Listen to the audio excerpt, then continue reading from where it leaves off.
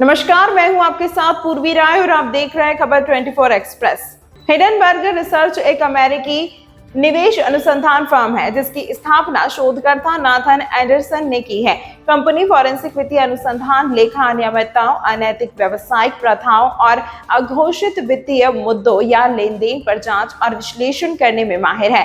Hindenburg का मुख्य काम शॉर्ट सेलिंग का है, जिसमें कुछ कंपनियों पर उनकी रिपोर्ट या पूर्वानुमान लगाने में उनकी स्थिति की जानकारी देती है कि कुछ कंपनियों के बाजार मूल्य में गिरावट आएगी या नहीं। संस्थापक और शोधकर्ता नाथन एंडरसन स्वयं को एक एक्टिविस्ट शॉर्ट सेलर कहते हैं। कंपनी विभिन्न वित्तीय प्रदर्शन पर शॉर्टिंग बोलियां लगाने के लिए रिलीज से पहले निवेशकों के बोर्ड के साथ अपनी रिपोर्ट साझा करती है।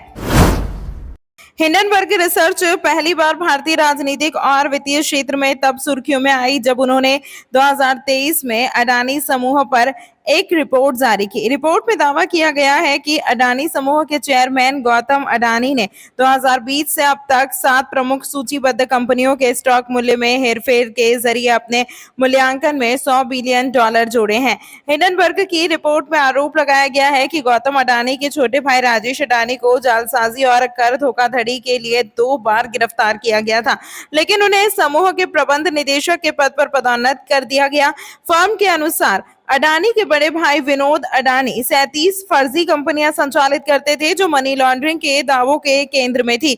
हिंडनबर्ग की रिपोर्ट में कहा गया है कि हमारा मानना है कि अडानी समूह दिन दहाड़े एक बड़ी घोर धोखाधड़ी को अंजाम देने में सक्षम रहा है, क्योंकि निवेशक, पत्रकार, नागरिक और यहाँ तक कि राजनेता भी प्रतिशोध के डर से बोलने से डरते रहे हैं। बता दें कि जून 2024 में सेबी ने कहा कि हिंडनबर्ग रिसर्च ने अडानी समूह पर अपने निष्कर्षों को न्यूयॉर्क स्थित हेज फंड मैनेजर के साथ साझा किया था और उसे इस जानकारी के साथ व्यापार करने की अनुमति दी थी। सेबी ने अडानी समूह के लेन देन की जांच शुरू की थी, लेकिन जांच ज्यादा आगे नहीं बढ़ सकी। हिंडनबर्ग के शोध ने रिपोर्ट साझा करने के सेबी के दावों को खारिज कर दिया और कहा कि यह भारत में शक्तिशाली संस्थाओं द्वारा भ्रष्टाचार पर सवाल उठाने वालों को चुप कराने का प्रयास है। उल्लेखनीय रूप से जनवरी 2023 में और जुलाई 2024 में एक समीक्षा में सुप्रीम कोर्ट ने फैसला सुनाया कि वे हिंडनबर्ग रिपोर्ट में अडानी के खिलाफ किए गए दावों की जांच करने के लिए सेबी के अधिकार क्षेत्र में हस्तक्षेप नहीं कर सकते। हिंडनबर्ग के अनुसार अडानी समूह के खिलाफ सेबी की जांच के मामले में सर्वोच्च न्यायालय ने कोई जवाब नहीं दिया।